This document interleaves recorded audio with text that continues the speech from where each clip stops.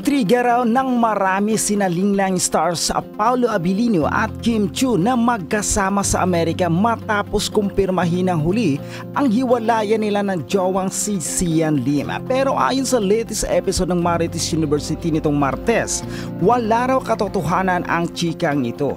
Pero nagbigay daw ng Christmas gift si Paolo sa anak nitong si Aki na nasa Amerika. Kung may nasa Amerika man, si Kim yun. Matatandaang naiulat ni Showbiz Insider OG Diaz ang tungkol dito kamakailan. Pero ang kasama niya sa nasabing bansa ay hindi naman lalaki kundi ang kaibigang aktres na si Bella Padilla. Dumalo sila sa outdoor wedding ni Angelica Panganiban na kaibigan din nila. Samantala, nakakainggit ang mga taong kahit mag-gain weight, ang bilis ding makabawi at ilang buwang pagdadayet at exercise lang, balik alindog na agad.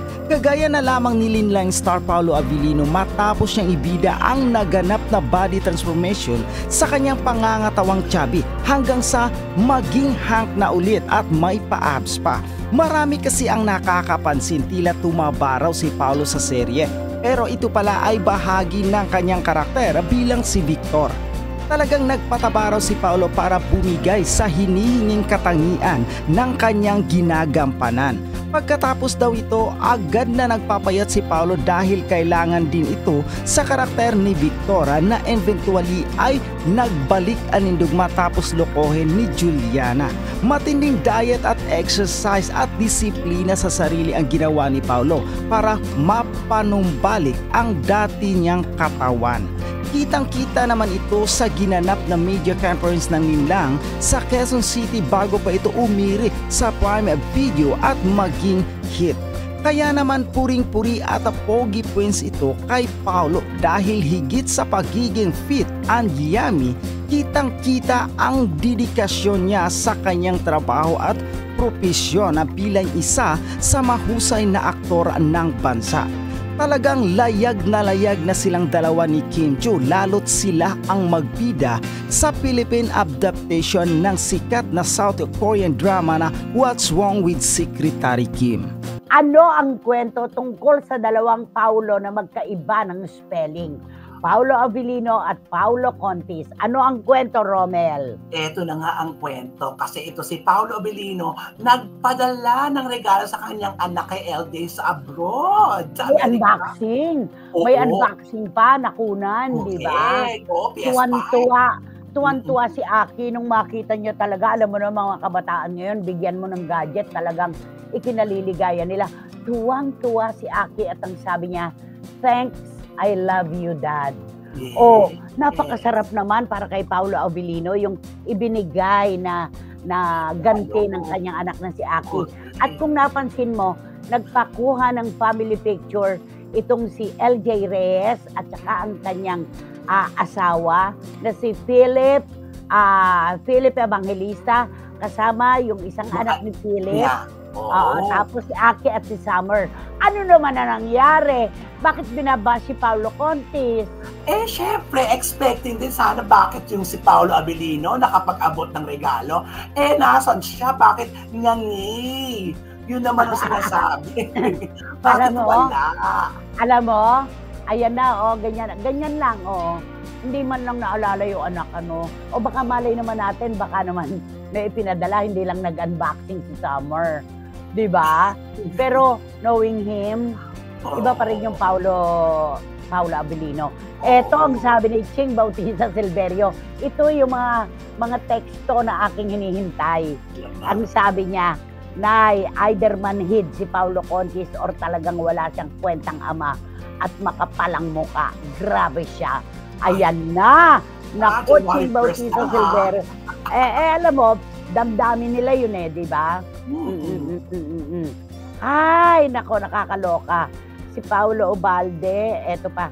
Naku, si Didong pinababate ang pamilya ni Katrina Paula. Of course, malapit sa aming puso ang pamilya ni Katrina Paula. Of course, sila Athens, ayan. At sabi naman ni Wating Wating, nanay pa shoutout po kay Miss Nugs at Tom. Happy 3rd anniversary. Tom and Miss Nags, Happy 3rd anniversary sa inyo. Of course, Belgium. Yes. Diba? At binabati po kayo ni Brian, Alendria, at saka ni Carla. Happy New Year Ay, daw po. mga anak, kumusta na kayo? Kumusta na ang inyong negosyo? Di ba? Yes. Hindi nakalilimot talaga. Grabe. Oo, mga Oo. kaibigan na yan. Mababait. Sabi ni Paulo Ubalde, nakagagaling lamang po sa Holy Land. Disclaimer po yan, ha. Sabi niya, Nay, basta po si Paulo Ubalde ng Birac Catanduanes, nandito po sa sinihan, nanonood ng Rewind. Okay, Paulo nga naman din siya, di ba? Okay. At sabi niya, nanonood ng Rewind, sold out po ang ticket dito. Okay, congratulations, di ba? Oo, at eto pa.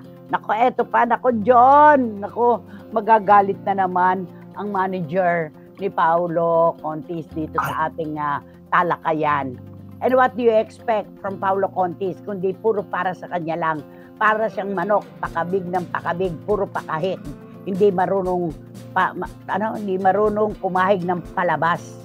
'Yon, puro pansarili lang daw.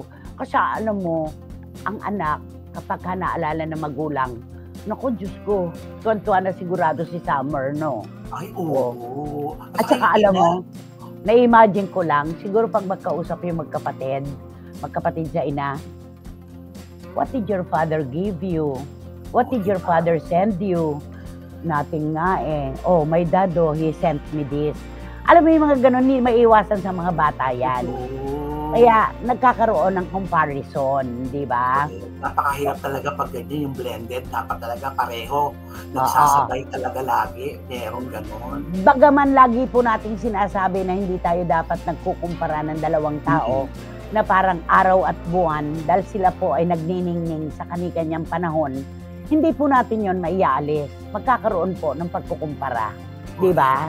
Lalo na mga bata pa yun. Hindi pa nakakaintindi masyado. Oo, totoo. Sabi ni Boyzie Caragay, syempre si Contis, walay. Focus daw muna siya sa body niya. Kasi pumayat na daw siya. Oo nga, mukha siyang matanda na nagpa-white hair pa, di naman bagay. At saka ano daw, gusto raw niyang gumanap. Napanood ko yung vlog ni Batang Maynila to. Hello anak, gusto raw niyang gumanap bilang Satanas. Di ba? Kasi yun din naman ang gusto niyong sabihin tungkol sa akin. Sabi niya, Batang Maynila to, it's Tulo, Jake Magnus, Jay Guevara, Tita Mizzy, mga mahal nating vloggers. Salamat. Happy New Year sa inyo lahat. Paulo Contis, bagong taon na, beke naman. Tapos magre-react ang manager mo pag nababash ka, sabi ni Dan Clavesillas mismo. Di ba?